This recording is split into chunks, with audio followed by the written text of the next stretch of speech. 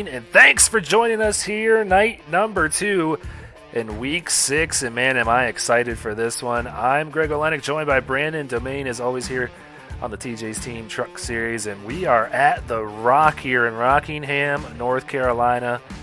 Short track racing tonight at a bumpy track that not many people have laps at. It's going to be an interesting one. We'll call it that here tonight.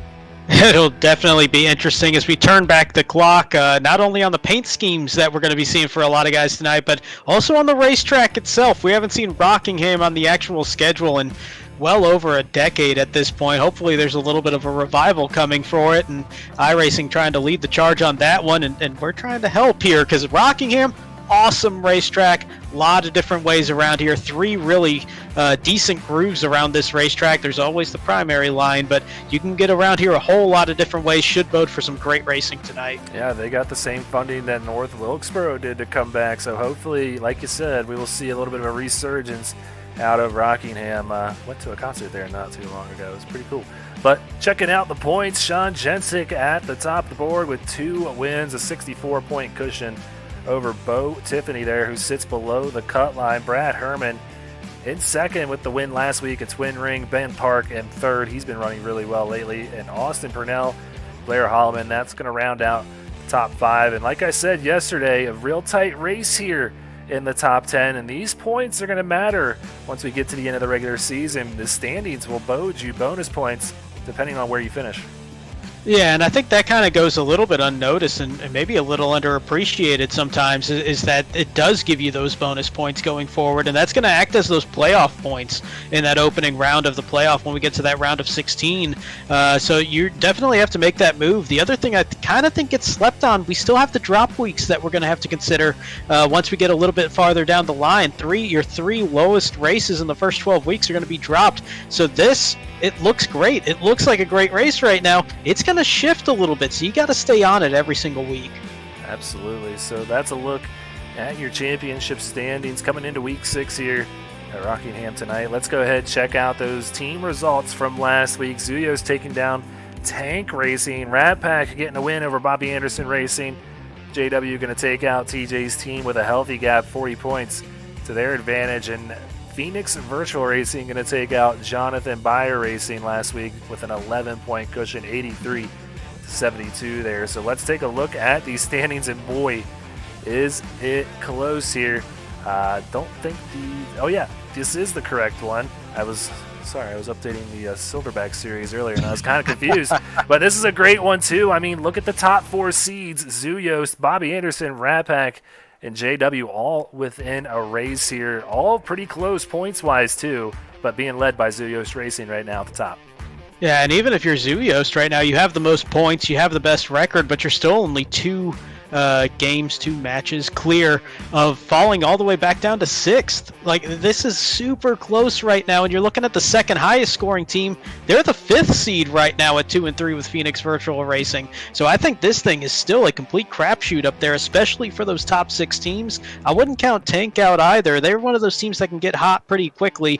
TJ's team seems like they're kind of finding themselves right now. They've had a lot of turnover. They're still well within reason, though, only 3 games back. Yeah, this is everything that we could have hoped for it being this season, and the tie is even going to play a big factor in this as well. But that's a look at the standings this week. Let's take a look at those matchups for this week, and some good ones all across the board here, but headed by 4-1 Zuyos going up against 3-2 Rat Pack Racing. Phoenix Virtual Racing going to take on Bobby Anderson Racing, and JW going up against JBR there, with Tank Racing and TJ's team going on there down at the bottom. So great matchups up and down the board here.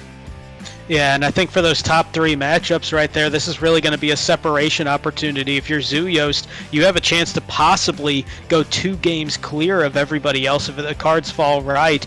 If you're everybody else, you're just trying to move away from that bottom 4 kind of spot right now. If you're a JW, a Bar, a Rat Pack, you get a win. You're moving very close up towards the top of the standings. Yeah, so looking like the guys are starting to get gridded up out here on the track. So before we go ahead and head out there and see them start gridding up, going around this 1 mile oval, just under a 1 mile oval. I don't know, Brandon. It says .97 here on iRacing. I'm not sure, but one thing we do know, it's a short track and it's a bumpy track at that. But got to give a quick shout out to Butt Kicker, as always, for coming on board here this season. Go ahead, check them out at buttkicker.com and see what they have. It's the holiday season, so you don't want to miss out. And also go ahead and check out TJ's team foundation over at morethanacape.org right now. Donate if you can. It goes a long way in helping these families who are battling pediatric cancer right now. So there you see it, morethanacape.org. Please check them out. So let's get out there on the track now. Just under 40 seconds to go here. Let's check out the starting order here tonight. Austin Purnell is surprisingly strong of late, starting on the pole here tonight with a time of 24:044, followed closely there by Trevor Williams, who looked really fast in practice. Another fast truck in practice was Ben Park. Michael Madden up there in row 2. In row number 3, it'll be JW teammates Michael Larch and Lane Doyle. Row 4, we'll see our current number 2 driver in the standings, Brad Herman, out of Zuyost Racing, with Tyler Markle out of Tank Racing on the outside. Row 5, Andrew Harris and Kevin Asanio, PVR teammates, with another one of them in position number 11, David Miller, with Sean Jensick on the outside of row number 6. Yeah, so going quickly through the rest of the top 20, Blair Holloman, Byron Jones, that's row 7. Jacob Zala, Kyle Ryan in row number 8. Jose Ruiz and Daniel Dow, who had some fast times in practice, he's in row 9. James Kerr and Matthew Greathouse is going to round out the top 10 rows here. Big field here tonight, 42 trucks. That gives you a lot of options on who to pick, Brandon. We don't know what to expect. Who you going with? It's going to be pretty tight, but one thing that I do like, a lot of long runs, a lot of speed. I hate going with the guy up front, but Austin Purnell looked really good in practice. All right, I like it. I'm going to go for a new winner here in SRN tonight. I'm going with that 8 of Ben Park. I think he gets his first win here tonight, but there you see the green flag in the air. No Geico restart zone painted there, but the Silverback tax solution. Green flag is waving here at Rockingham. Oh, see a bunch of guys that I think were starting in first gear there, right at the high end of the RPMs. They were spinning those tires in the back of the pack, but in the front of the pack, everybody looking pretty good. Let's see if they survive turn 2, which is pretty treacherous out here at Rockingham on cold tires. Wow, they surprised us right here, Brandon. We did not expect to see not one truck hitting that wall there. And look at this wall here. You see it kicking out a little bit. Oh, we got a spinner there. That's Danny Dow. Dow into the grass. Looks like he's going to keep it rolling. We're going to stay away from a caution as he works his way through. Still early in the race. He's going to fall to the back of the pack. But if that's going to happen at any point in the race, this is it, where he's got 104 laps to still make up that ground. So the Timothy Peters throwback out in front here. That's Austin Purnell in the 36. And Timothy Peters had a pretty good career here in the Truck Series, so no surprise to see that paint scheme up here. But closely followed by Michael Madden, who is hungry to get that first win of the season. He's looking really strong. He's really come alive as of late, and he did miss Daytona, so I think his position sitting there in 13th. And caution out on the racetrack. Oh, big wreck. Gagliano. I'm seeing Wally Babb here involved. Trying to see some of the others. There's some 54 going slowly. See the 9, the 17. Some of these throwbacks make it hard to kind of tell what trucks we're looking at here. We're going to have to get used to these quickly here, but let's go ahead, queue up an admin box wreck replay. See exactly if we can figure out what happened.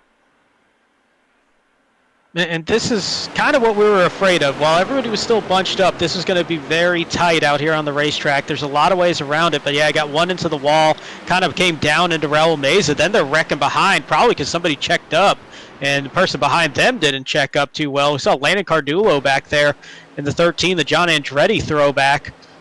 So we take a look here. We got Bobby Anderson in the 3. He comes up into the wall, kind of gets into Raul Meza. Yeah, a little bit of net code there, but I think they might have made that contact eventually, and then just I don't think there was anywhere really for anybody to go once people started checking up. So on board the 37, you see the 3 there, gets into the wall. Like we said, we saw a lot of trucks do. It is going to happen a lot here tonight, and just like that, a big one. Very tight racing surface here at Rockingham, and nowhere for a lot of these guys to go. You see the 17, the 16 involved there. Cardulo with some damage after a bad week last week. Can't really afford that after falling down the standings, but heading back out live. A lot of trucks on pit road getting fixed up right now. Man, if you're Landon Cardulo, I mean, not to dwell on this one, but after what we saw last week, he was given a penalty at the start of this race for intentional contact or avoidable contact, however you want to word that. Had to start in the back of the pack, and then it just compounds himself on that one because he winds up in that position where, you get into the mid-pack, get into the back of the pack, things start happening, and that channel just closed up. There wasn't a way for him to avoid anything, and he just kind of doubles down on that penalty now, having to sit farther in the back of the pack. And Landon Cardulo fell a lap down, it looks like, too. We saw the pace car coming up closely behind him during the admin box rec replays, and looks like it pinned him a lap down. So he's not going to be able to come down and get that damage fixed if he wants to get that lap back. So that is going to be crucial to the 13 right now. Yeah, that's and at this point we're really tripling on that penalty at this point, getting caught behind that pace car. He is going to get the wave around by staying out, so he'll get back onto the lead lap, but any of that damage, like you said, he won't get a chance to come down pit road. That wave around applies with one lap until green, so he's going to have to make a choice, dive down pit road and lose more ground by having to make a green flag pit stop basically, or just kind of deal with the damage and hope that another quick caution comes out. So the first caution of the night out quickly here. 105 laps is the advertised distance, but we know the case with short track racing, and when you pair 42 trucks out there too, there is not a lot of racing room. So currently, if you guys still on pit road, Jason Pearson as well as Dean Gagliano both looking like they have big time damage and having to spend a few extra laps down there getting it all fixed up. So they're going to be a few laps down when they come on out, but still, I think we're going to see a healthy caution count here tonight, and might be able to get back out there on that lead lap. Yeah, I mean, it's a short track. It's 1 mile, 0.97 miles, however you want to round it. It's going to be tight racing. There, like I said earlier, there's 3 real lines around this racetrack, but as the tires start wearing down and as the aggression levels start to increase, those number of lines just kind of start decreasing. It gets tighter and tighter out there, and also on those cold tires, we talked about turn 2 being real treacherous. There's just not a lot of grip with how bumpy this racetrack is until those tires warm up. So I think we were kind of expecting to see a quick caution, and we did get that here.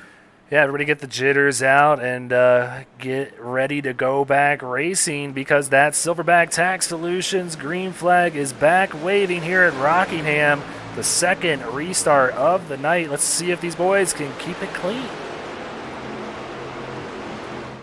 I see some good side-by-side racing here through 1 and 2 for much of the field, still saying side-by-side. Now, this is where there's really going to be a more predominant line. I think the high line is going to wind up prevailing over time in 3 and 4, maybe kind of that middle line. But when those tires are cold and everybody's single file, they all kind of sort of cycle down to the bottom. It's a real interesting mixture here at Rockingham, and I think part of it is the bumpy surface, but it's also just the way that this track's constructed. Turn 1 entry is a lot tighter than you kind of expect. Turn 3 feels a little bit more than you're used to, and with the banking on it, you can run that higher line a lot more feasibly through 3 and 4 like we're seeing Trevor Williams do right now. Yeah, having to defend right now. Michael Madden wants to get back in second where he was running before that caution came out. Trevor Williams taking it away, the 46 up to second, who was really fast in practice, like I said. So Austin Purnell going to have a race on his hands here with some hungry trucks. Kevin Asanio crashing, yep. Off turn 2, looks like it's just, I was thinking it was just going to be a single truck incident. Looks like John Holliday gets turned around there right at the very end, probably just checking up, trying to avoid it, maybe a little contact there. But for the most part, for a mid-pack accident there, just one real truck involved. Not too bad there for everybody in that one. I think Landon Cardulo may have been involved, not sure. We're going to see for sure on the admin box rec replay, but I saw him going slowly through there. So this is Kevin Asanio.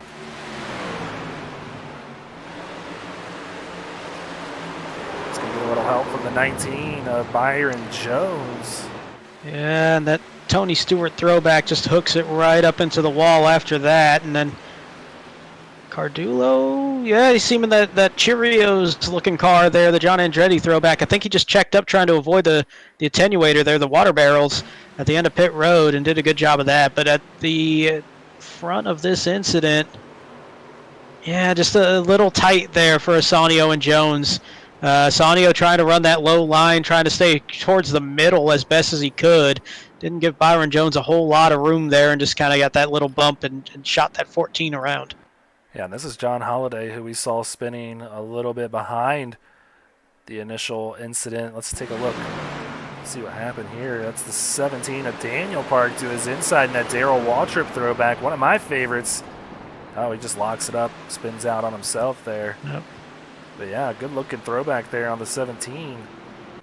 Dad grew up a Darrell Waltrip fan, so I saw that car quite a bit around the house, the old Western Auto paint scheme. So we're going to check in on a few of these. They look pretty good here tonight, but the one out in front right now, Austin Purnell. And don't go anywhere. We're going to take a quick break during this second caution and come right back with the third restart of the night. Silverback Tax Solutions specializes in dealing with IRS tax problems. If you are receiving threatening letters from the IRS, or if the IRS has placed liens or levies on your property, Silverback Tax Solutions can help you find relief. We have worked with hundreds of people to resolve their tax problems. If you're behind on filing your taxes, it's never too late to get on the right track. Silverback Tax Solutions can help with that also. Don't let another night go by where you lose sleep worrying about the IRS or your taxes. Head over to www.silverbacttax.com or call 662-996-4357 and contact an enrolled agent today. We can help you gain peace of mind and deal with those problems for you.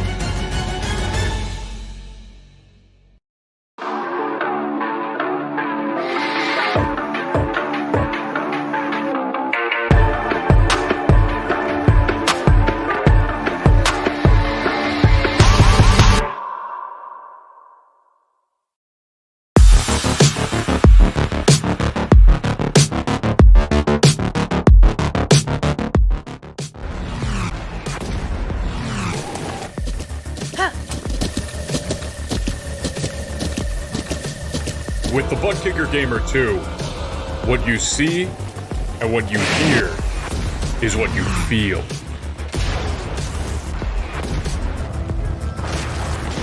Butt Kicker. The future is feeling.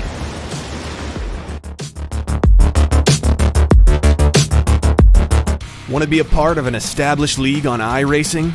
A league that's competitive, fun, and above all fair? Look no further than Speed Racing Network. Originally known as Mid-South Madness, SRN has evolved into a league that can bring the best out in any given driver. Drivers work their way up through the ranks to hopefully one day call themselves a champion of Speed Racing Network. If you're interested in joining, don't hesitate to reach out to league admins to claim your spot today. Maybe you'll end up in the history books. If you're interested in becoming a sponsor in Speed Racing Network, feel free to head over to www.speedracingnetwork.com and reach out to an admin today. And as always, remember to go faster. Just like that, right on time for the third restart of the night. The Silverback Tax Solutions green flag back waving here at Rockingham. Austin Purnell out to a great jump over the rest of the field like he has done all night so far. Yeah, that lead position, I think it's going to be pretty hard to take that away from anybody who's got that clean air with the way that we're seeing these quick cautions happen early on until we get maybe a little bit of attrition to kind of lighten up the traffic there or get a longer green flag run that spreads out the field. But until that point, you're loving to be out in front because you're just going to get quick restarts. You're going to be able to time those jumps, and Austin Purnell doing a perfect job right now leading since the green flag. This guy's really impressing me on these cold tires, not getting into the wall just yet, but man, it's sneaking out and grabbing them here and there afterwards. Right now, though, Purnell putting down some great lap times while under green. Trevor Williams just behind him, defending right now. Michael Madden right on the bumper there, that 46. Ooh, and Brad Herman just gets the wall right there, like I said, so it's sneaking out and grabbing him here. And if you're Brad Herman, what a difference a night makes. Last night in the Cup Series race, it was Texas wide racetrack out there. Ton of room, especially on the exit of 2, and then turn right around to the truck race at Rockingham. And turn 2, that wall jumps out at you in a hurry. So this is a huge difference there for some of the guys that ran the Cup race last night. If you're Austin Purnell, he is just absolutely cruising as we see this field for the first time tonight really starting to spread out. Oh, little contact there in the mid-pack. Yeah, they're starting to spread out. The top three spreading out right there. Brad Herman in the Red Bull throwback, the Scott Speed looking throwback in my opinion. I miss Scott Speed, man. He was a cool race car driver. But right now he's got his hands full with the 47 of Lane Doyle going on by. Oh, heavy contact. Saw some big contact, about 6 trucks behind there. I want to say that was around Sean Jensick, Tyler Markle. Yeah, there's Jensick, and that would have been his truck. It was an orange truck, the Tony Stewart throwback. He's got some big-time damage on that left front there.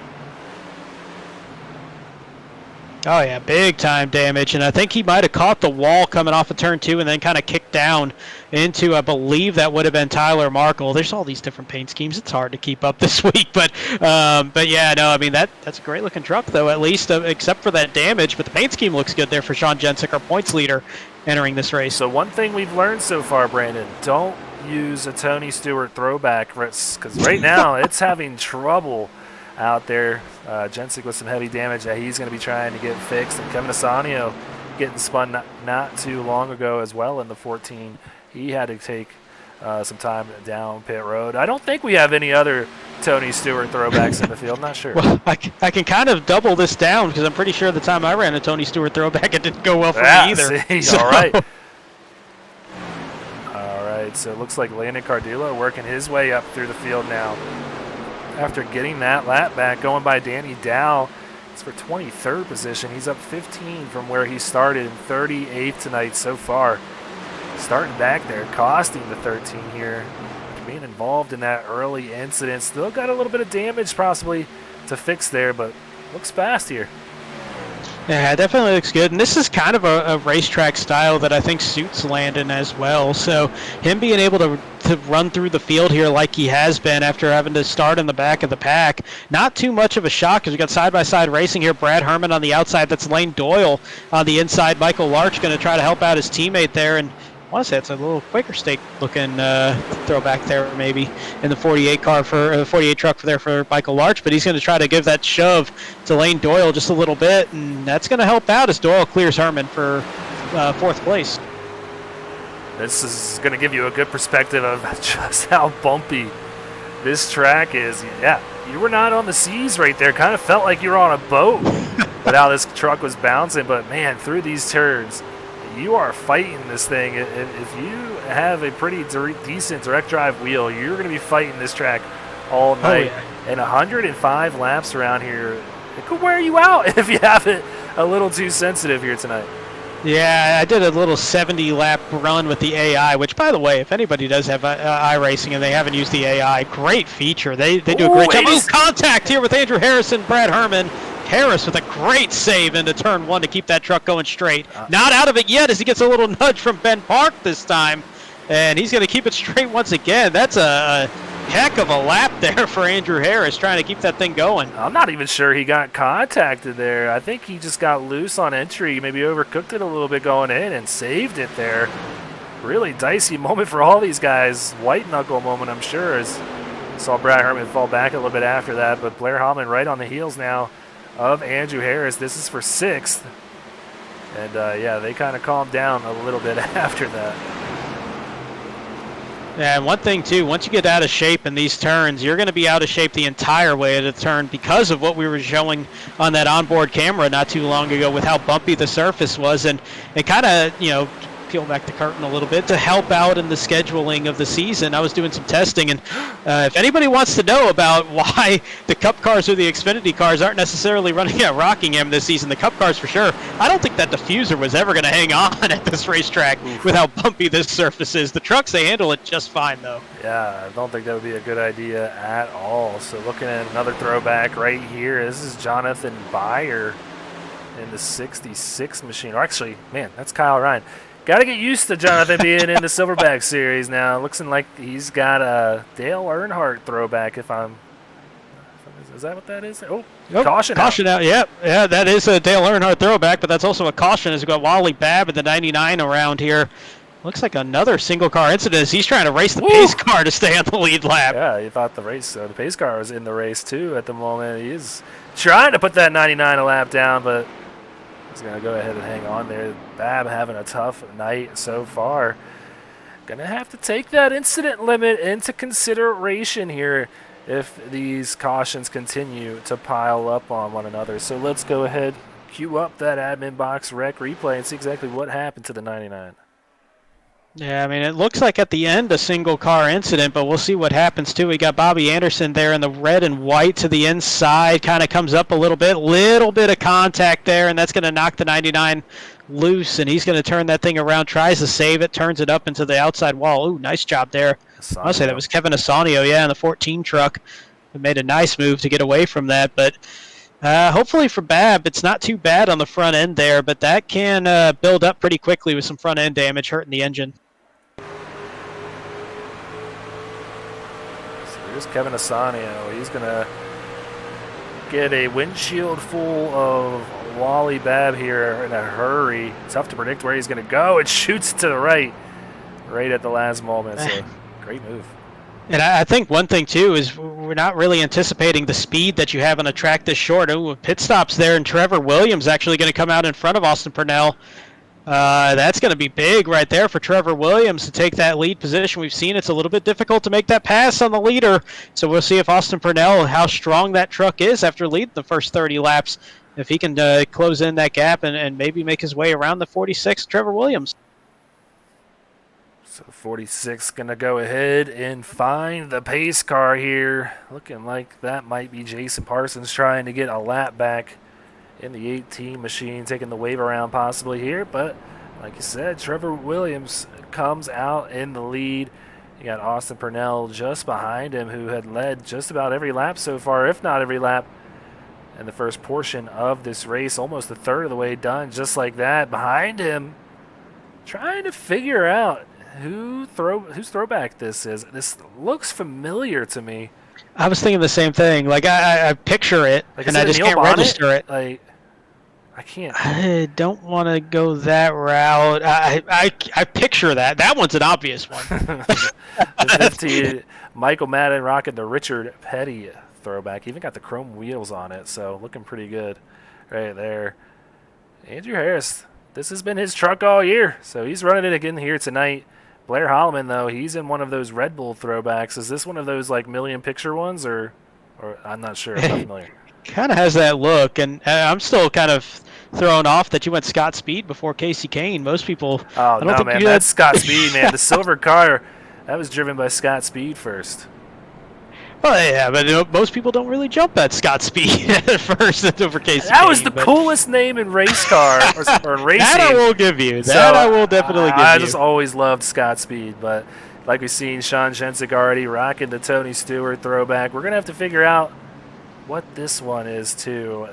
It looks familiar. At first I thought it was a Quaker State Jack Sprague looking one, but now looking at the side, that's got a very different texture to it. So. Yeah, like a station wagon almost. But yeah, there's the Scott Speed throwback, in my opinion, just a number off. I believe he was in the 84 when he was – no, he was 82 when he was racing. So, yeah, not too far off there. Looking like a really good paint scheme. And rounding out the top 10, it's going to be Kyle Ryan in that Dale Sr. throwback. A throwback I might see Dale Jr. racing this weekend in the South Carolina 400 down in Florence, South Carolina with the Cars Tour. So that's going to be a lot of fun to go ahead and shoot that this weekend. It's going to be a little cold, but hey, it's going to be cool seeing Junior down there. But the pace car goes down pit road, 4-3 start in sight. And that Silverback Tax Solutions green flag waving. Williams gets a good jump here. That was a great jump, and you knew he was happy to take that inside line and get in front of his teammate Lane Doyle, get a little communication, and maybe stack them 1-2 out in front of the field ahead of Austin Purnell. But Doyle and Purnell still side by side as they head into turn 3. Taking a look from the digger cam, you can see all the lanes being used here on this first lap, trying to get track position because it's everything at any racetrack you go to. But almost kind of a sneaky advantage to be the leader here where there is no Geico restart zone. So I have to imagine the rule is you can go wherever you want once that pace car peels off like we did last season. So maybe some guys forgetting that. And Trevor Williams definitely take advantage. Once that pace car got off, he got out to a big lead over Austin Purnell there just behind him. So 46 out in front and looking to get his first win on the season possibly. Yeah, first win. In fact, looking at the top, all the way back down to Blair Holloman. So the top 5 all looking for their first win on the season here with Williams, Purnell, Doyle, Harris, and Madden all right there. And then Holloman with a win at Kansas, and then Sean Jensick behind him with a pair of wins at Phoenix and the Roval. But, yeah, I mean, just like that, all of a sudden we're a third of the way through this thing already. Yeah, absolutely. So there you see it from the tailgate of Trevor Williams here. Purnell, though, looking like he wants to maybe take that lead back. Got to be careful getting too tight off of turn 4, but these guys making it look real smooth. And that's what's going to matter most when it comes down to it. If we do get a long green flag run, being smooth around this track going to be hard for a lot of these guys who, like I said at the beginning of the broadcast, not very much familiarity with Rockingham for anybody here, I have to imagine. Yeah, and that's going to be the big thing. We've seen a lot of short sprint runs here in these green flags between the cautions, but if they get this long run, that's going to catch a lot of guys off guard, especially if they're going aggressive right out of the gate on this, expecting that trend to continue. You're looking at about a 1.25 seconds to a 1.5 seconds fall off over the life of the fuel run, which is about 60 laps. We've got the dive down to the inside for Austin Purnell. That 36 truck trying to use that inside line over the momentum on the outside. They're still going to stay level probably into 1 and 2. Yeah, that 36 looks really good here tonight. I picked a first-time winner at the top of the broadcast, and I might be half right tonight, Brandon, because this man is moving. It looks like he's a pretty damn good racer in real life, too, so no surprise to see him finally getting those talents out in front here in SRN after being here for 2 seasons so far. Yeah, track champion in real life, and you start thinking about those local racetracks. What are they normally? Under a mile, kind of bumpy, kind of rough surfaces, gives you a lot of options. Sounds a lot like Rockingham, actually. So this might be the perfect racetrack here for Austin Purnell, who, by the way, we talked about it last week, has not gotten enough credit for the start to the season here, sitting 4th in the points, only 8 behind Sean Jensick in the lead, 3 top 10s in the first 5 races, and he's had no finish worse than 15th, which is where he finished at Kansas. Yeah, very quiet season, like a few of these guys on here. I just want to go ahead and point out Kyle Spees there, who's in 8th with a win already this season in the Truck Series. Out of tonight's race so far, he currently scored 41st, so drop week likely going to be used for Kyle Spees, but so far so good for the 36 machine.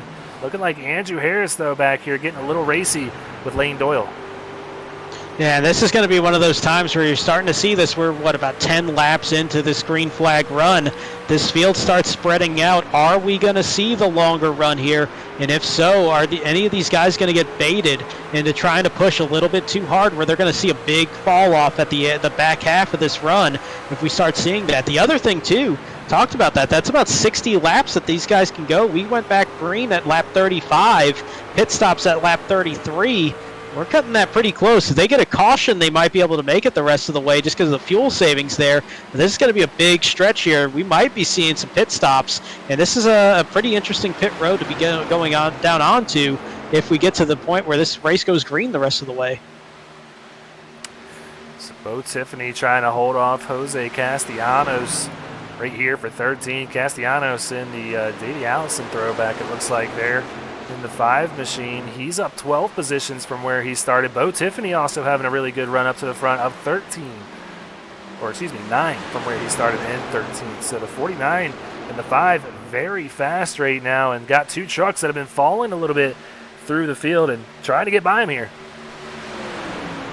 Yeah, and I'm wondering if Brad Herman, that kind of fits his style of, all right, this might be the long run, let me kind of settle in a little bit. Tyler Markle, kind of similar in that right as well a lot of the time. So I'm wondering if they're saving or if they're just kind of struggling out there at this point. But you got 2 hungry drivers right there with Tiffany and Castellanos just pushing right on them as they're going 2 by 2 through 3 and 4.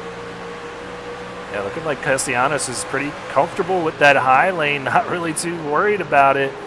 And using all of the racetrack, not like we've seen a lot of guys doing here. He's up pretty high. Oh, gets really close to that safer barrier.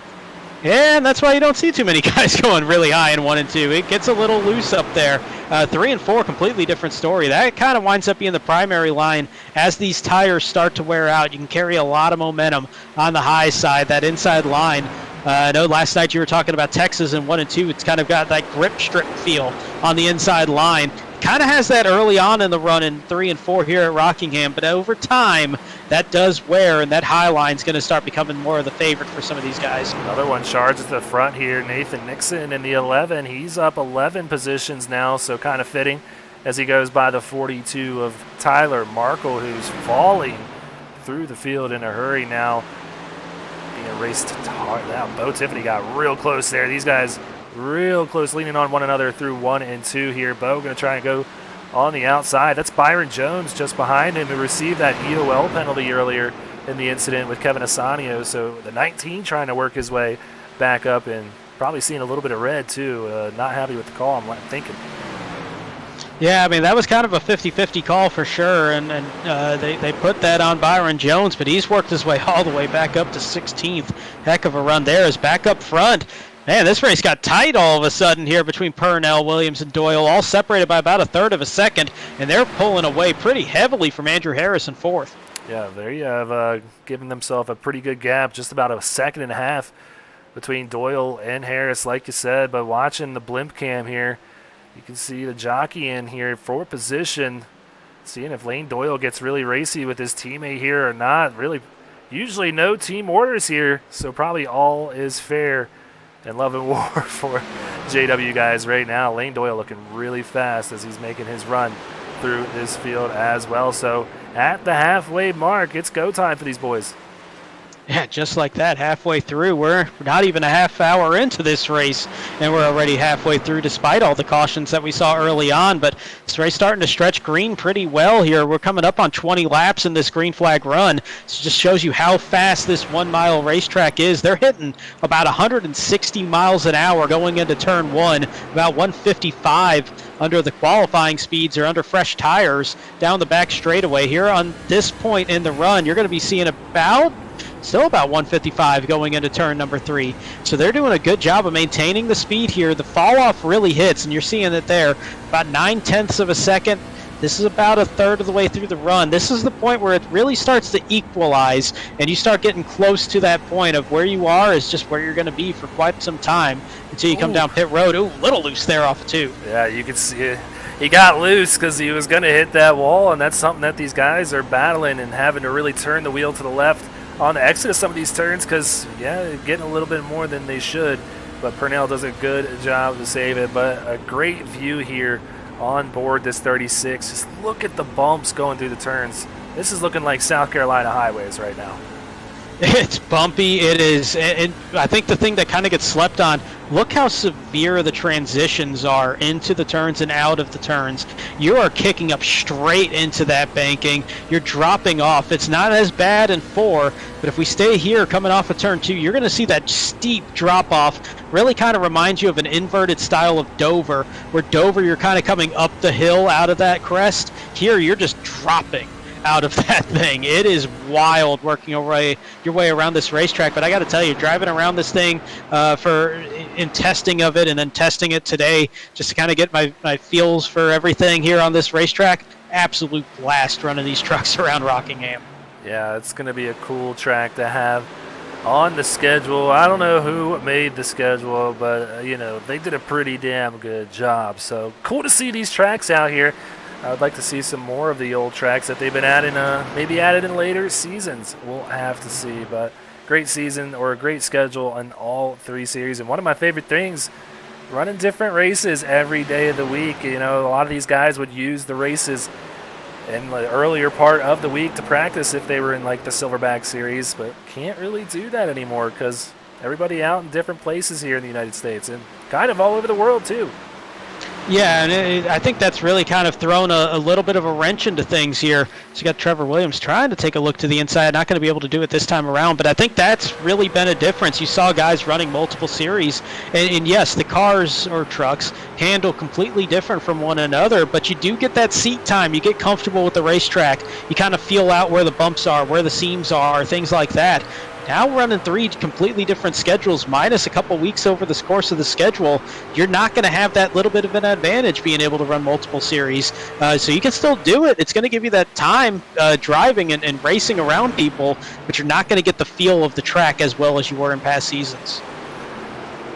So on a bit of a long run right now. It's what we wanted to see here, and looking like we're about 30 laps or so on these tires. So you said they can get 60 out of them, or 65, somewhere around there. When do you decide to go down? We've talked about it before the pre-race, and the fall off here quite significant. So a lot of time be made up with these fresher tires here.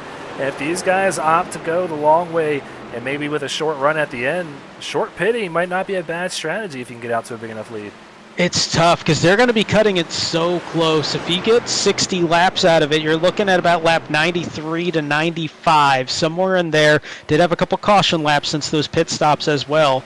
So if this thing does stay green, you're looking at about 10 to go where you can be able to do it. But the problem is when you got everybody diving off pit road, you're going to have different tire conditions, different speeds around a racetrack like this. As bumpy as it is, as loose as these trucks are starting to get, you might start seeing some issues out there. So do you want to be the first one to commit? Do you want to be one of the last ones? You don't know if this race is going to stay green, as we got side by side for the lead now with Williams and Purnell. Yeah, Purnell going to have to defend that bottom lane as we got a caution, and Purnell gets loose, happening right in front of him.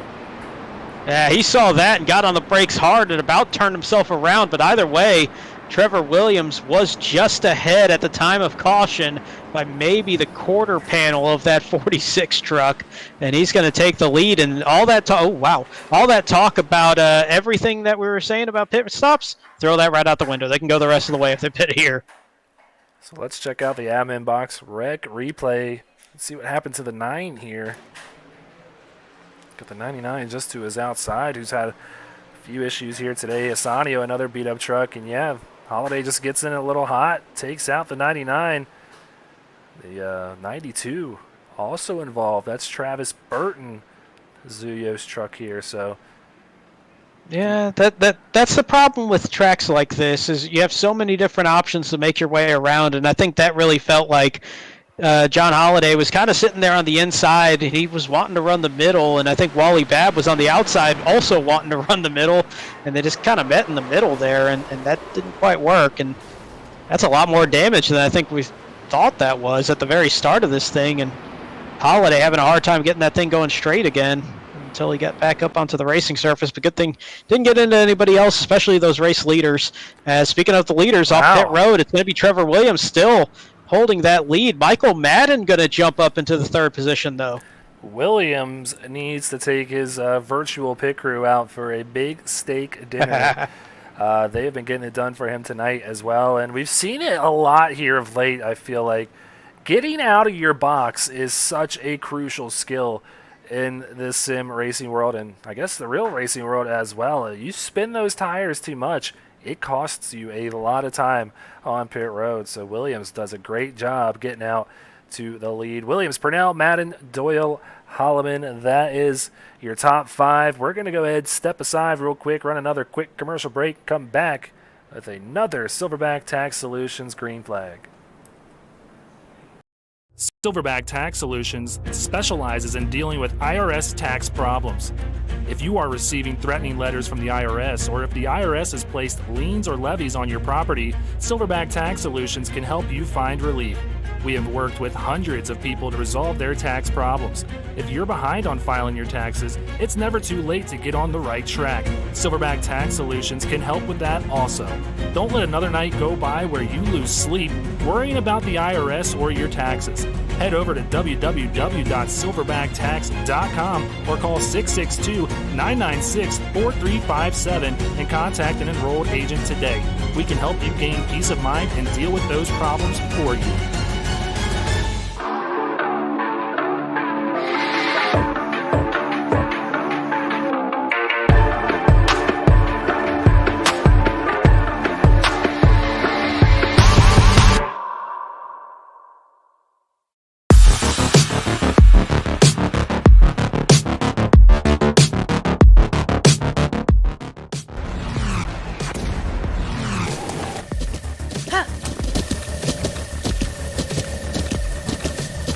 With the Butt Kicker Gamer 2, what you see and what you hear is what you feel.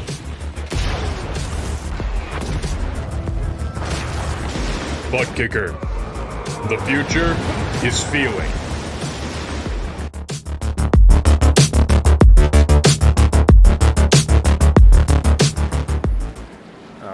right back out here. The guys see those pace car lights are off, and we're getting ready to get this thing back going. A nice, decent green flag run here. Good thing to see after a few early cautions. Only 4 so far through 65 laps, coming to complete the 66th lap right now, but that pace car is off the track, and the Silverback Tax Solutions green flag back waving here at Rockingham. Trevor Williams gets another great jump.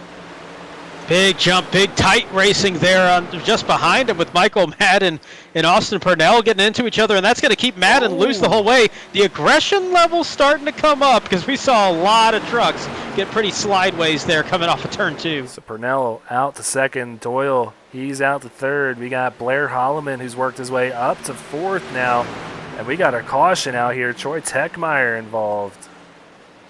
Yeah, I kind of had a feeling that somebody was going to get turned around here somewhere on this first lap after that restart. How aggressive everybody was on those cold tires. People were just going for it. And looks like Troy Techmeyer going to be the victim of it here as we go to the admin box rec replay for the 5th time tonight. So on the outside here of that 35 machine. And it looks like he caught the apron. Oh, wow, hard hit there for Sean Kozier in the 97. But it looks like Jacob Zala got down onto the apron and just kind of shot him up the racetrack there pretty heavily. So you see him in that Kevin Harvick throwback there in the 35, red and white. And he just clips that apron, moves him right up the racetrack, and Troy Techmeyer just an innocent bystander in that, but he takes a hard shot to the left front. Yeah, Kozier gets a big hit as well. He's going to have to come down, and that's unfortunate. That's probably one of my favorite throwbacks out here tonight is that 97 machine. So we'll see if he's able to get it fixed up, trying to go ahead and find him. Here he is.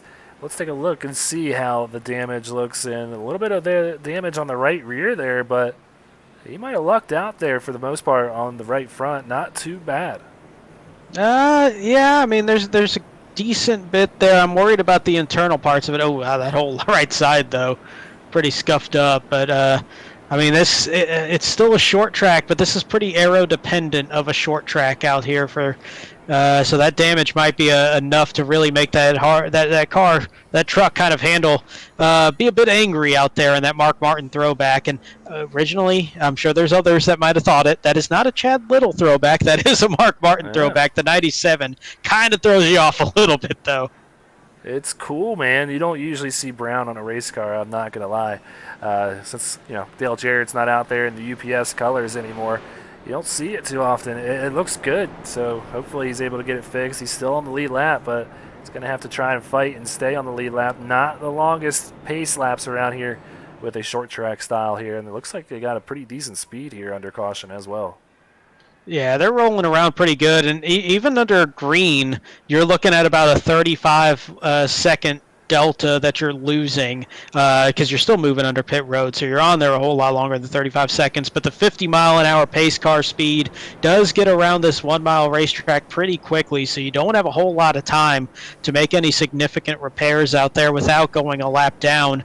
And even if you're making a green flag pit stop, you're going to fall back about a lap and a half to wherever you were at that point on the racetrack.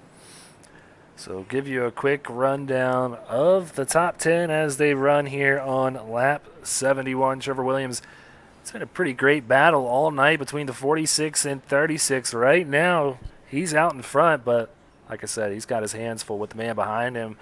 Austin Purnell in second in the Timothy Peters throwback, sponsored by Smokey Dave's Barbecue. So he's trying to get his first win here in SRN. And Brandon, we kind of mentioned here during that commercial break, we didn't realize Lane Doyle not even listed on the top 20. He needs a good run here tonight after being, one of the final 5 drivers last season.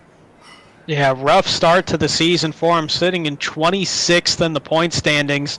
And a lot of it, I mean, you're just looking at the incidents that he's involved in, but 38th, 33rd, 25th, a 9th at the Roval, but then 22nd last week at Motegi.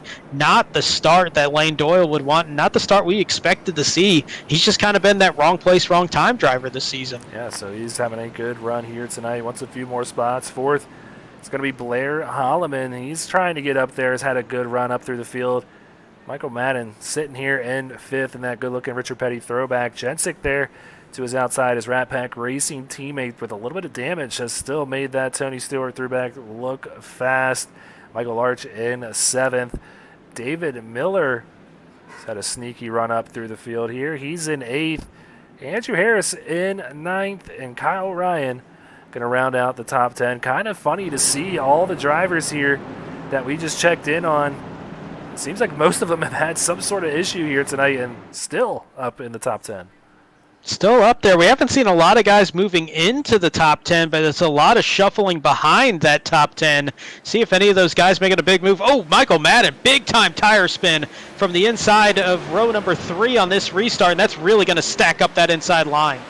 Yeah, and you saw Lane Doyle using his teammate to his advantage there. They get the jump, and he goes out to second. Move Purnell back to third, and it's a JW Racing 1-2 right now here in Rockingham. Yeah, but if you're Trevor Williams, you're not going to be thinking, hey, I got a teammate behind me. I might have a buffer, because that's a hungry teammate right now. Oh, one around. Jose Castellanos into the grass, trying to keep that thing straight. He does, but he's going to lose a lot of ground here with 30 laps to go. Yeah, he's going to lose all the ground here. He is dropping back to 33rd at the moment after making his way through the field, running mid-pack at the time, but we were watching. Oh, one around in turn 2. Or excuse me, turn 3. Still wrecking. Brad Herman now into the grass. We're looking at totally different incidents here. There's incidents on They're both all ends over of the the place. track, yeah. So there's Brad Herman, who spun off of turn 4. I want to say it was Byron Jones that got turned around in turns 3 and 4. But then we saw Sean Jensick and Jose Castellanos in the back straightaway. So we might have had 3 different incidents here in one caution.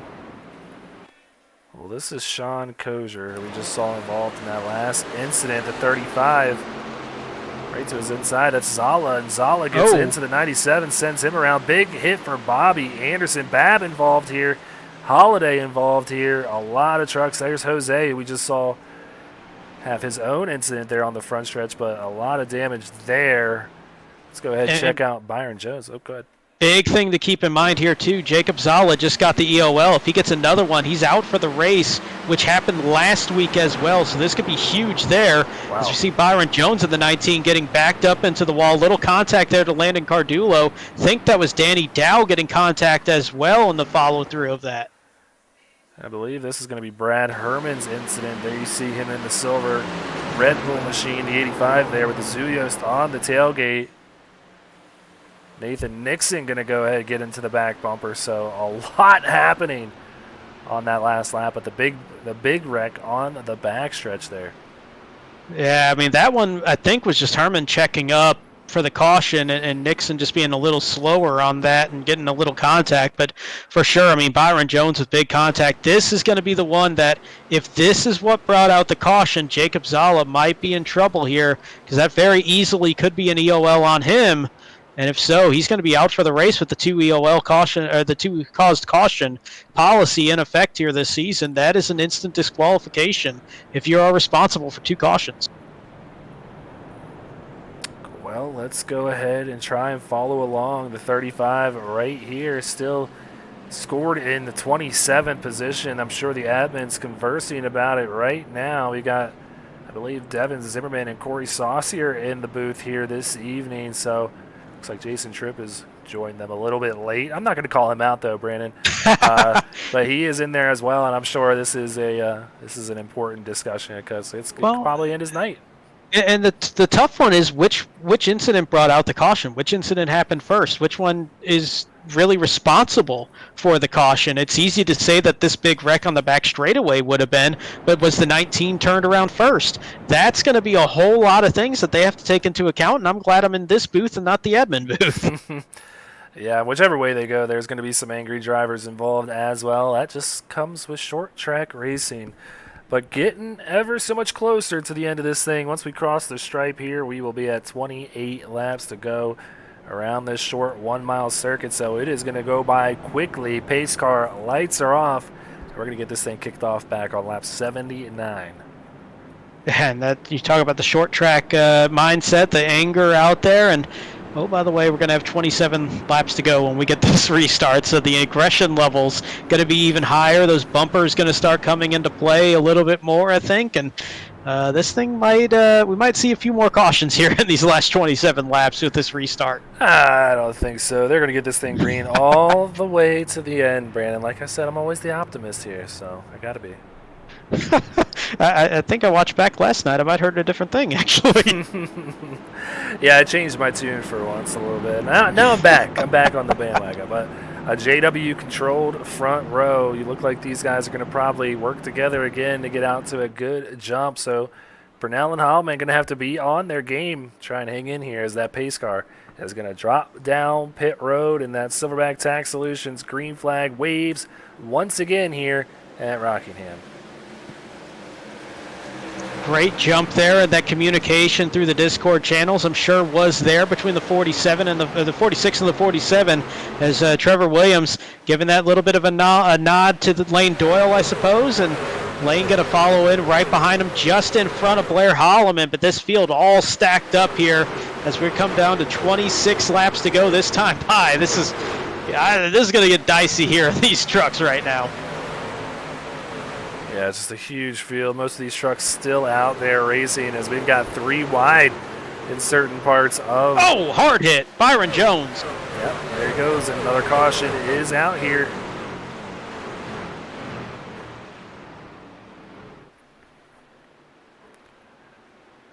So trying to find Byron Jones, and there he is. Looks like he's going to go ahead and possibly park it. Yeah, seeing that impact, I can't see that truck being... much use here the rest of this race with only 25 laps to go, but go to the admin box rec replay for caution number 7. There's Jones on the outside in the all-black TJ's Team 19 truck, and looks like Castellanos either came up the track, got a little bit loose, but maybe a little contact there, and then a hard hit there from Travis Burton in the 92, kind of finishing off that 19. So gonna be tight here. See what we got. Let's watch Castellanos in the 5 on the inside. And actually, it looks like he came in fast enough. That 35. Yeah, there's a whole bunch going on there. I think he came up faster on the 35, was trying to get out of it, and that kind of washed him up the racetrack. Then you got the net code that kind of finished off that. That's just unfortunate there going into turn 1.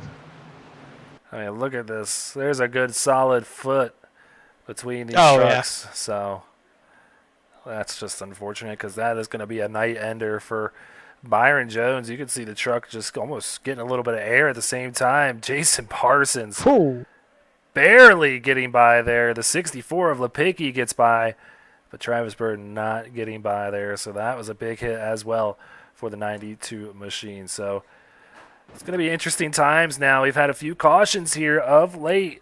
What do you do, Brandon? Looking like they've already made their decisions because I guess pit road's probably open at this point, but would you have come down here maybe to get some fresher tires on pit road?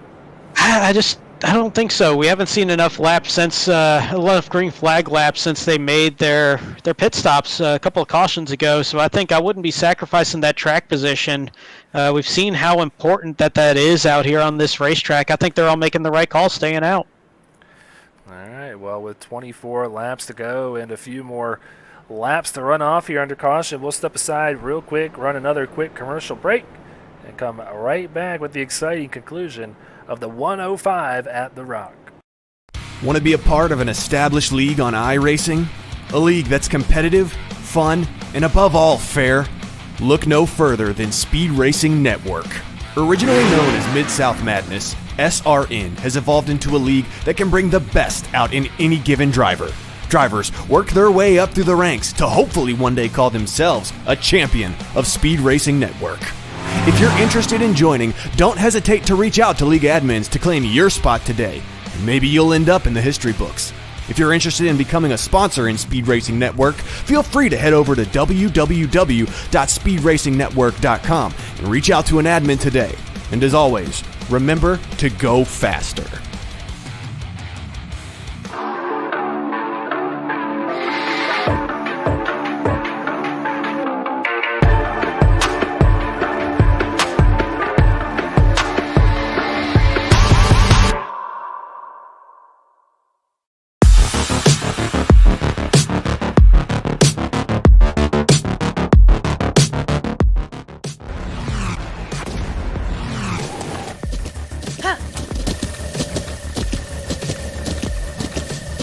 With the Butt Kicker Gamer 2, what you see and what you hear is what you feel.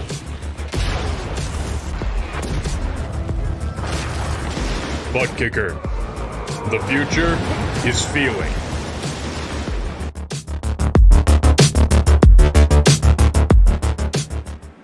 Well, back out here at Rockingham, not much time left for these guys to get it done, Brandon.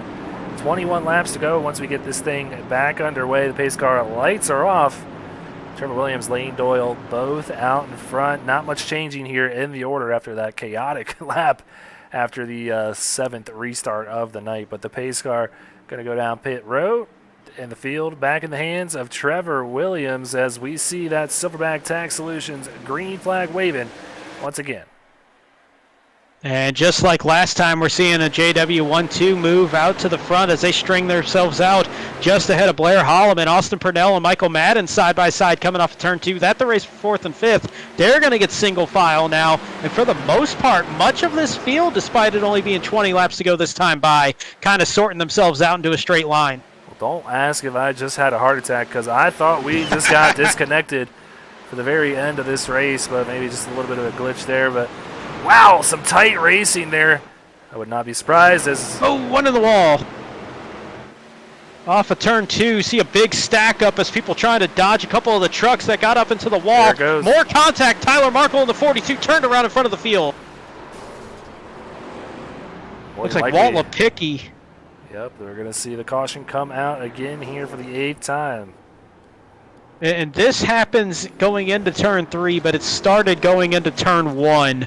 And I suppose it was Tyler Markle that got up into the wall. Not sure how. We'll take a look here on the admin box replay. But once he got up into the wall in turn 1, that just set off this chain of events to bring out caution number 8.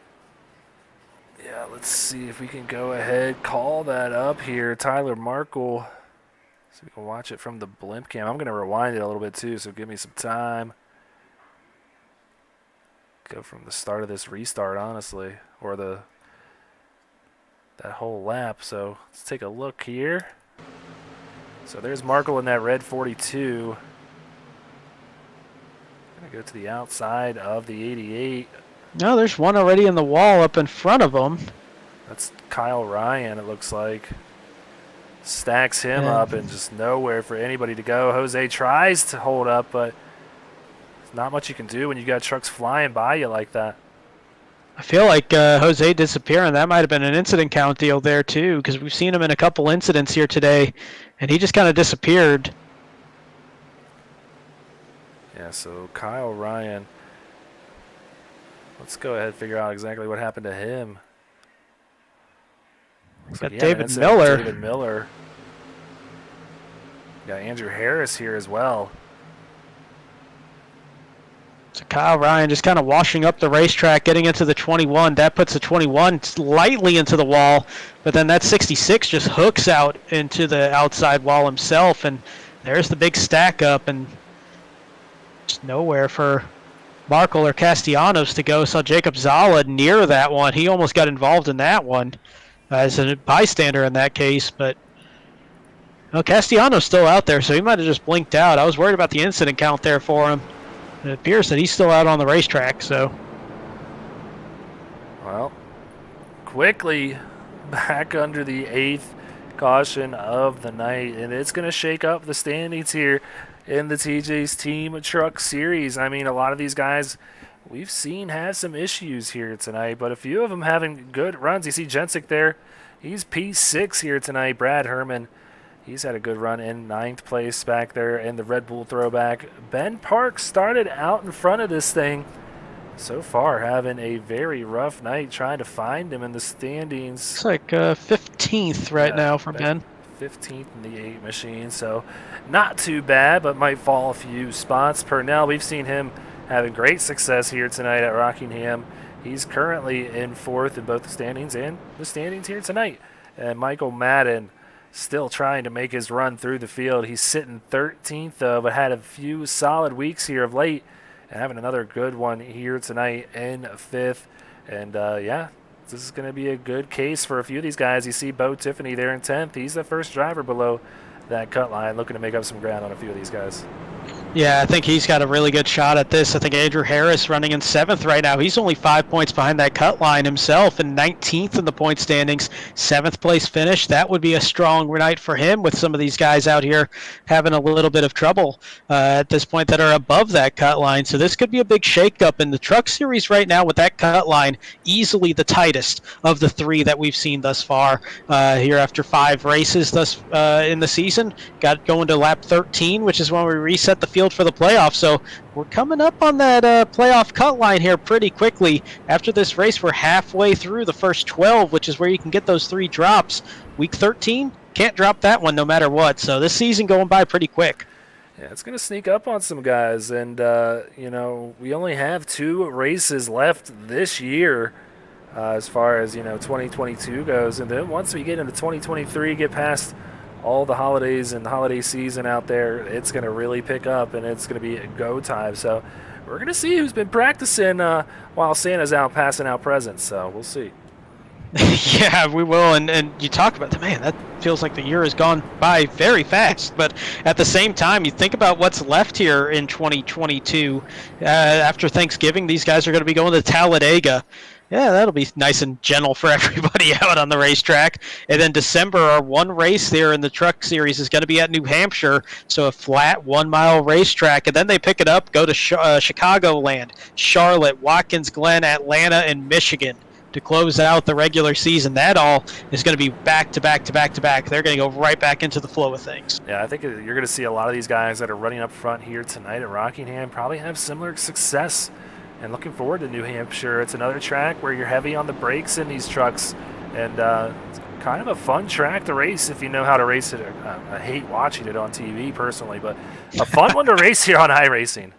It's a lot of fun. It gives you options, and that's the big thing. And everybody thinks it's an inside-only racetrack where there's a single line. But if you get the runs at the right point, you can use that outside line a little bit, especially in these trucks. I think New Hampshire may be a bit of a sleeper race for some of these guys out here.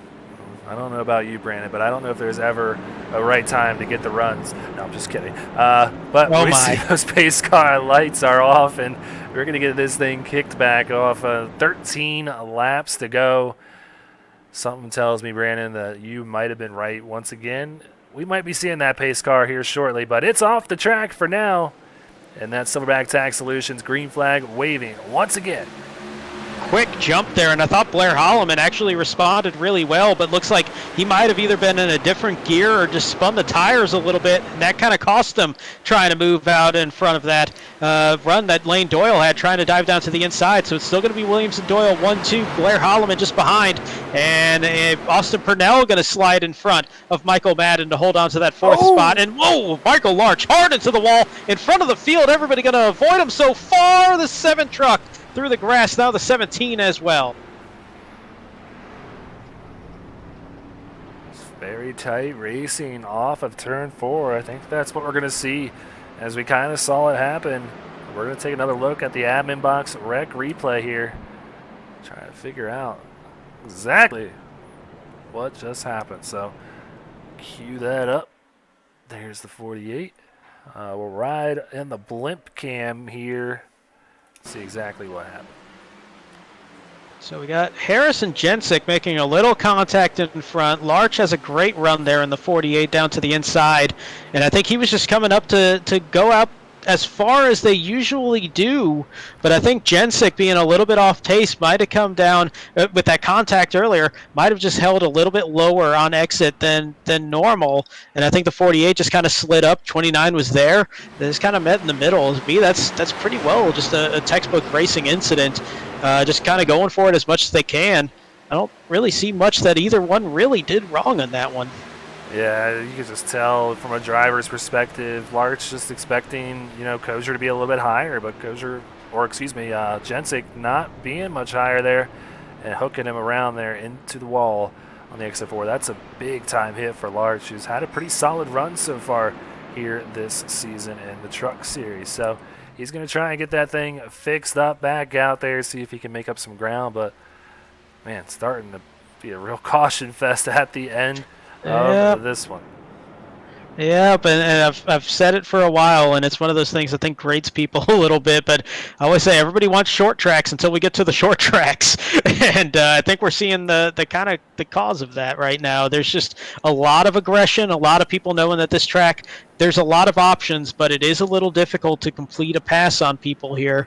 You kind of have to have the run at the right point, and it's tough to make passes. So I think of these restarts, everybody really being ultra aggressive out there, and when you throw in a short track, you throw in this surface being as bumpy as it is, the cold tires from being constantly under caution right now, it's just all kind of piling up on top of each other, and it's just leaving a real mess out here on the racetrack right now. Yeah, it is, and it's really kind of stalling what was a great battle out in front. And right now, Trevor Williams loving what he's seeing after earning that lead from Austin Purnell and helping his teammate out, Lane Doyle, get out to second. They're having a fantastic night. But, yeah, it's going to have to clean up here if we want to get this thing finished up. So I imagine it'll be about 7 or so laps to go before they get this thing. Or excuse me, they'll have 7 laps to go in this race once this caution is wrapped up. But as always, we're going to step aside, run one more commercial break, come right back with the conclusion. Want to be a part of an established league on iRacing? A league that's competitive, fun, and above all fair? Look no further than Speed Racing Network. Originally known as Mid-South Madness, SRN has evolved into a league that can bring the best out in any given driver. Drivers work their way up through the ranks to hopefully one day call themselves a champion of Speed Racing Network. If you're interested in joining, don't hesitate to reach out to league admins to claim your spot today. Maybe you'll end up in the history books. If you're interested in becoming a sponsor in Speed Racing Network, feel free to head over to www.speedracingnetwork.com and reach out to an admin today. And as always, remember to go faster. Silverback Tax Solutions specializes in dealing with IRS tax problems. If you are receiving threatening letters from the IRS, or if the IRS has placed liens or levies on your property, Silverback Tax Solutions can help you find relief. We have worked with hundreds of people to resolve their tax problems. If you're behind on filing your taxes, it's never too late to get on the right track. Silverback Tax Solutions can help with that also. Don't let another night go by where you lose sleep worrying about the IRS or your taxes. Head over to www.silverbacttax.com or call 662-996-4357 and contact an enrolled agent today. We can help you gain peace of mind and deal with those problems for you.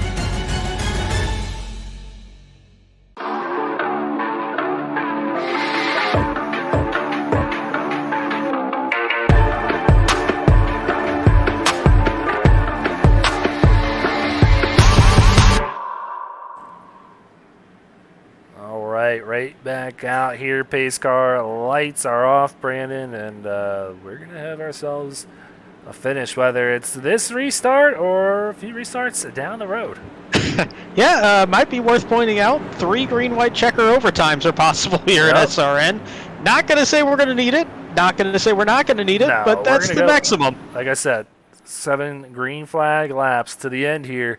We're going to get ourselves a winner in a great battle all the way to the end. But the pace car goes down pit road, and that Silverback Tax Solutions green flag waves. Once again, a little bit of a checkup back there with Sean Jensick.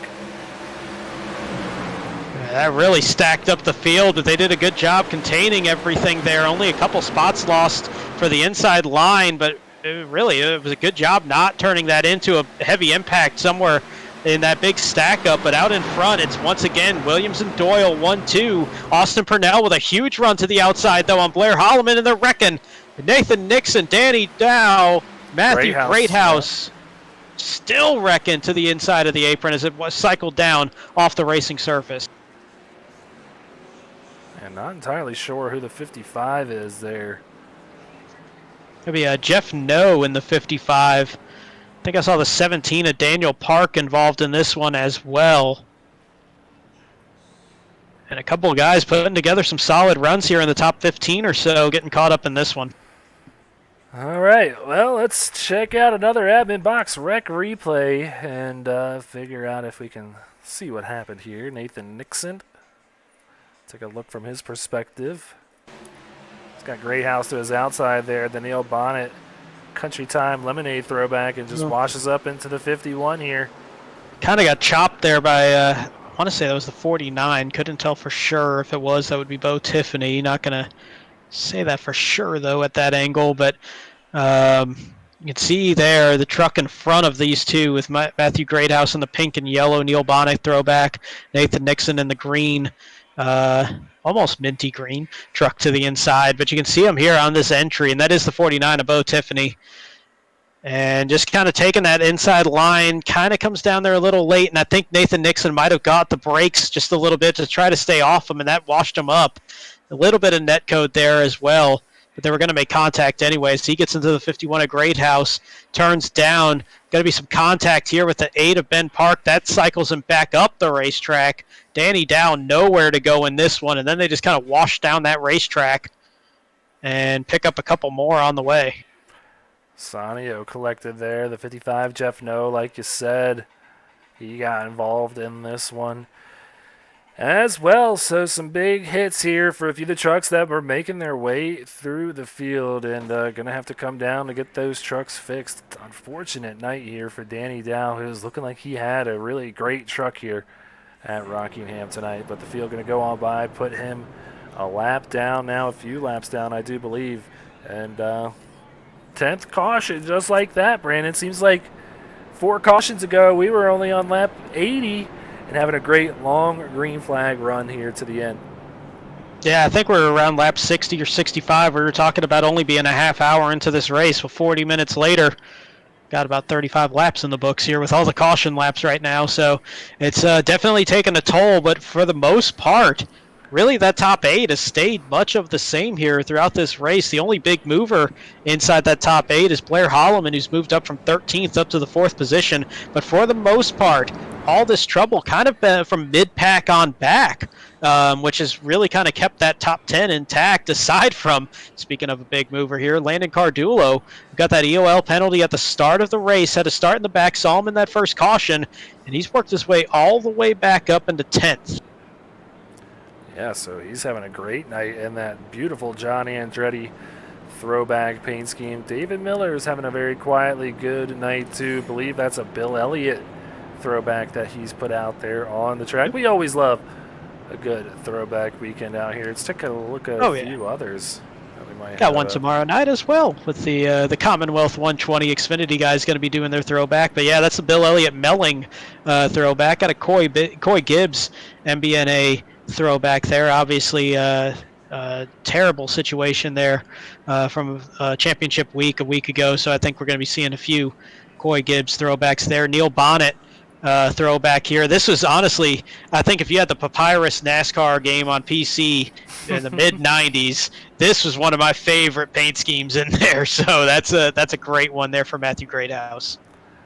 And trying to see what else that we might have. There's a lot of wrecked paint schemes out there. At the moment, looks like this one's not even in. I'm clicking on guys that aren't even in the race anymore. Well, that'll happen with all these cautions that we're seeing right now. I think we're looking at only about 27 on the lead lap, but green flag racing here. Overtime number 1 underway. Yeah, I was not expecting that. I thought we had another whole lap to go around there. But, yeah, quickly back underway with the Silverback Tax Solutions green flag. Remember, this is green-white checker. 1 in the wall. Andrew Harris, he slaps the wall a second time, gets it gathered back up. Great job collecting that there for Harris. We're back around turn 4. We're going to see that white flag waving. 1 lap to go. Next flag will end it here. And it's a battle of 3 guys looking for their first win on the season, but Trevor Williams about 0.4 of a second ahead. Austin Purnell, maybe he'll try the big power move to the outside, see if he can close in on Williams, who's about 1/4 of a second ahead going into 3. Yeah, these guys side by side, but it's not going to matter. 46 comes out and sees the checker flag waving as they wreck behind the field. Williams gets it, but the rest look like Cardulo and Jensic involved in this one. Cardulo crosses the line in 17th. And loses some of that progress that he made. Man, I got to tell you, the top 8, really, that was fantastic racing throughout this race, but especially in those top 3. I think all night we were seeing Williams, Purnell, and Doyle all up front in that top 3. They held steady the entire way through that race, and it's a well-deserved win here for Trevor Williams. Saw him make that championship race last season. He was a bit of an underdog there at the start of the playoffs, made that big push, and here he is once again, working his way back up in the point standings. He missed the Roval. That's kind of hurt him a little bit here, but he came into this race in 12th. Win should move him up into the top 10. That 46 coming alive again. Yeah, he raced the championship race on his honeymoon, so it just shows the dedication that he has. He puts the time in. No surprise to us up here in the booth to see the 46 celebrating in victory lane once again here on Speed Racing Network. So he is just having a blast out there. His teammate comes home in third. Austin Purnell also on the podium in a second here. So Williams going to go park it on the victory lane that's just on the infield here, and there you go. Got picture moment just like that, Brandon. I can't blame him. It's sitting right there. You got to do it. Yeah. That's the old school victory lane right there in the infield. So kind of fitting here for throwback week in the truck series is we get to throw it back at an older track and get that older victory lane style setup. Yeah, so I'm going to advocate for them bringing this track back because it was a great race all night long despite the cautions. Wish we could have got a green flag run there to kind of let those top three battle it out. But there you see Trevor Williams gets the win here tonight. Austin Purnell in second. Lane Doyle rounds out your podium here. He is in the broadcast room, ready to be interviewed. Blair Holloman, Michael Madden rounding out your top five. The next five will be Andrew Harris finishing in the 6th position. Brad Herman will be in position number 7. David Miller will wind up in 8th. Bo Tiffany in 9th. And Ben Park will round out the top 10. Yeah, good run for Jose Ruiz here, a rookie here on Speed Racing Network. Good run for his TJ's team, racing teammates. He comes home in 11th. Jeffrey Vickery gets 12th place. James Kerr, quietly good night in 13th. Sean Jensick, who we saw in that late incident there, he's going to cross the stripe in 14th, your points leader, with a little bit of a rough night here tonight. Mike Lepicki, he's going to go in 15th. Rob Yost Jr. will wind up in the 16th position with Wally Babb in 17th. Raul Beza will be in 18th. 19th place will be Landon Cardulo. Troy Techmeyer will finish 20th out of 26 that finished on the lead lap. Yeah, so that is a look at your running order here tonight. And let's go ahead, waste no more time, bring Lane Doyle on up here into the broadcast booth. Lane, it's Greg and Brandon up here in the SRN broadcast booth, man. Good to talk to you. It's been a little while. So congrats on the third, man. And tell us, was this like track to your liking here tonight? And kind of surprising considering you haven't been able to get away from trouble a lot this season, and you come home in third as short track. Oh, I love these older tracks, and you are right. I cannot avoid trouble. This is my first top 10 of the season. Why? It has been a rough season. I think I've only had 2 top 20 finishes so far. So, definitely not the way I wanted to go. But other than the fact that I wrecked out by myself last week, I definitely picked up some momentum in my favor. Teamwork with Trevor there all night was great, especially on those restarts. I'm pretty sure you could tell. Blair almost got me on one, which was unfun to be side by side to that corner. This track was terrifying to be side by side with anyone. So little room out of 2. Yeah, it's a pretty tough surface out there, as bumpy as it is, and especially with all the restarts. And I think that's the real story of the race for y'all up front. I mean, we saw a whole lot of chaos there, mid-pack on back, but really the top 3, top 4 kind of just stuck together all night long. So, you know, how stressful were those restarts, especially with the amount that we saw, and maybe even thinking that one overtime might not have been enough, that we might have had to re-rack it again. What was kind of going through your mind there over those quick succession of restarts? Just, hey, Trevor, can you count me down again? I know we've had to do this 10 times already.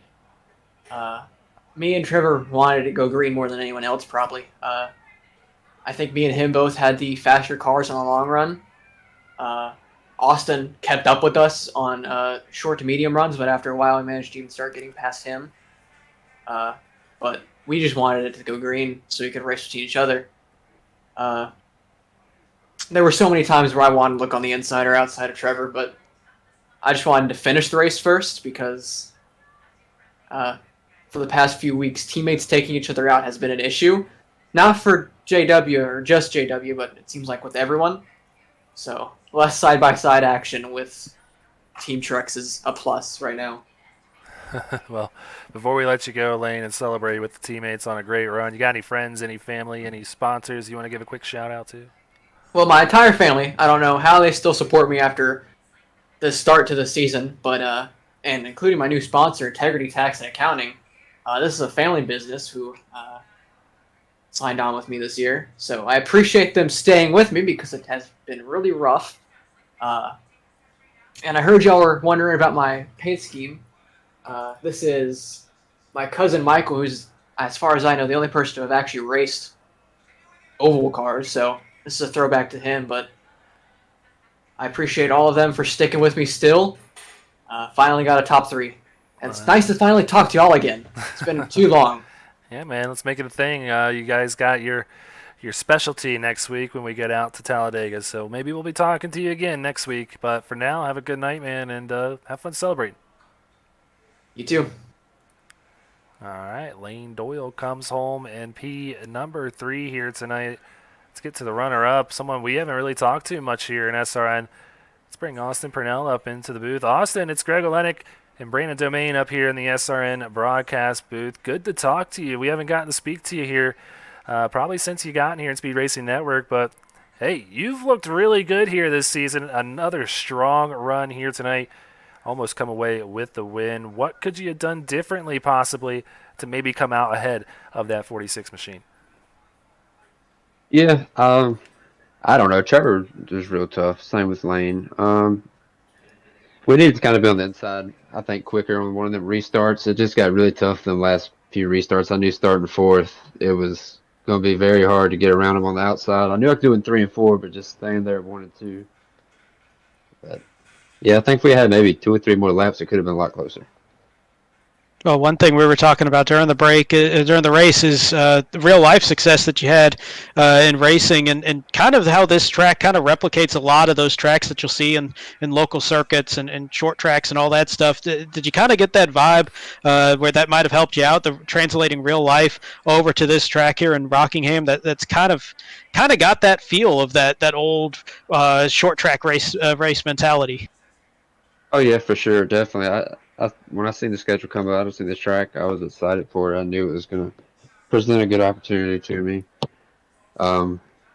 Just unfortunately, we had a lot of cautions and couldn't stay up there long enough. Like I said, Trevor they had a really good long run car, and they got around me right before one of them cautions came out, and I knew it was going to be tough to get back around him. Well, hey, man, a great job tonight and a great run so far this season. We'll see you and your teammates out there next week at Talladega. But before we let you go, you got any friends, any family, any sponsors you want to give a quick shout-out to? Oh, yeah, for sure. Just everybody at Jonathan Bauer Racing.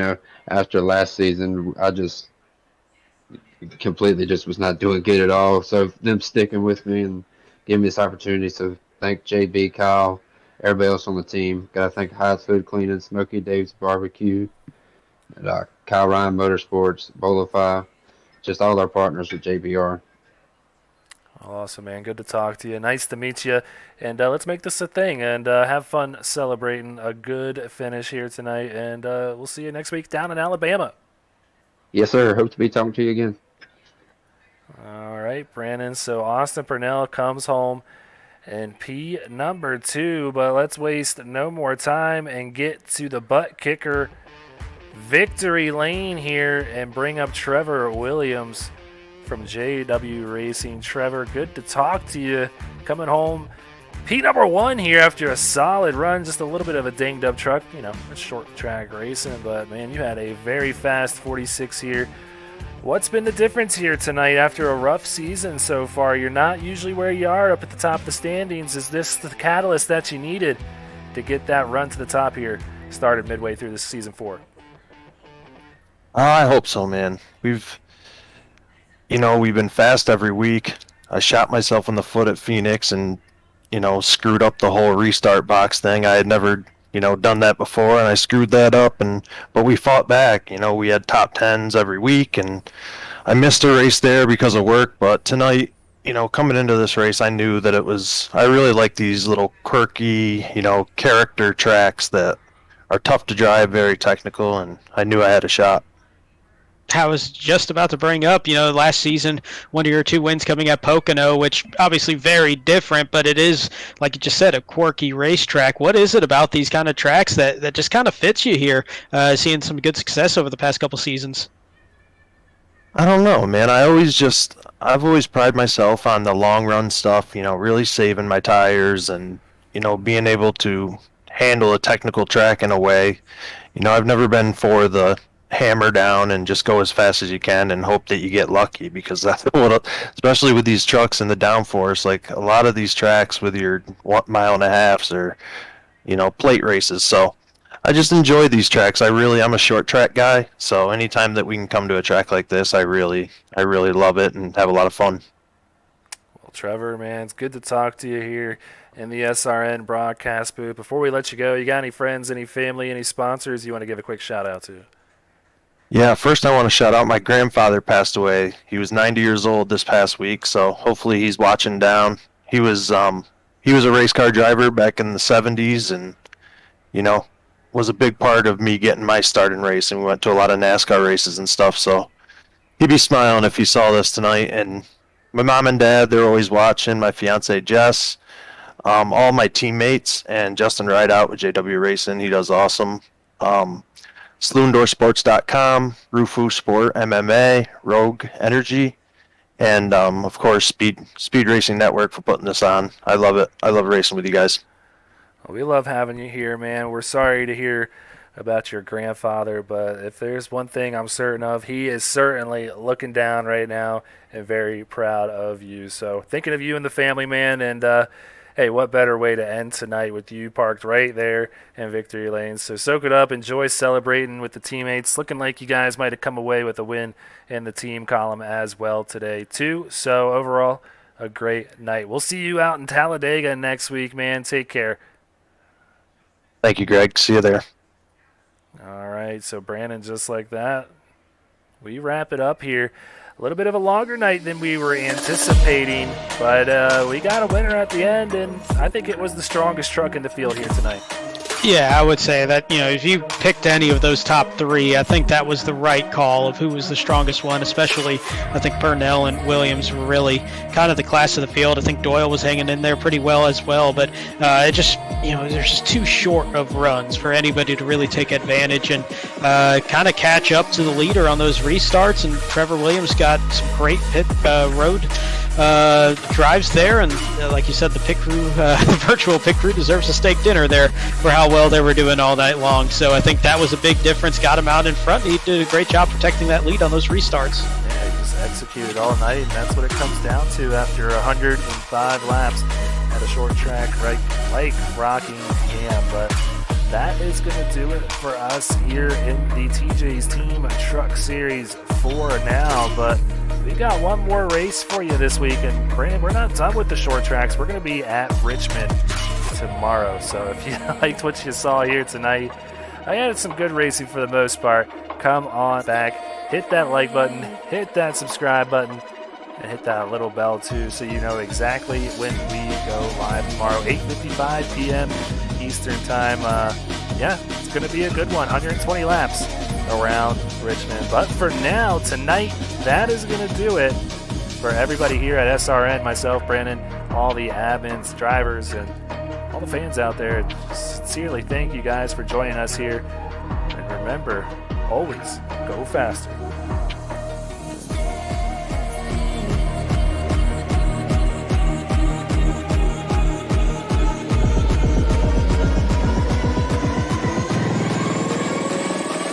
Please